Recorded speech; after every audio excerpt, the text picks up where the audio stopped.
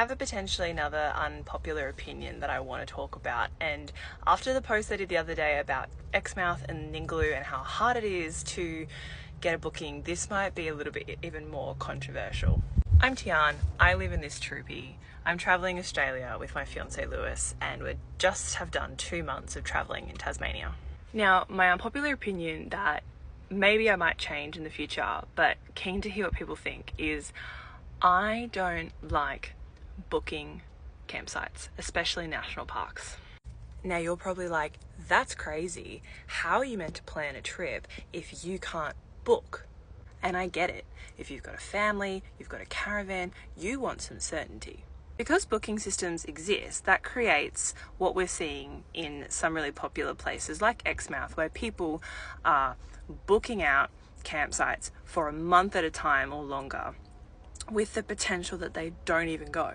I've also seen content creators talk about this about Victoria at the minute, because the national parks in Victoria are free at the minute. So people are booking up all these great sites and just not even turning up. So that's a really bad outcome for a fairly easy system. You think that people would just book when they want to go and actually show up. So it's fair for the rest of us. However, when we were in Tasmania, we experienced a different type of system, which I want to talk about, which is what I think actually could work pretty well in most places. In Mount Field National Park in Tasmania, they have a first in, best dressed approach to the national park. So that means you arrive at 9:30 in the morning, you check in with the caretaker to see if there's any sites available. This stops people from booking out sites and not showing up, but it also creates turnover within the park because they had a 7-day stay limit. We went there peak season, we rolled in at 9:30, heaps of spots,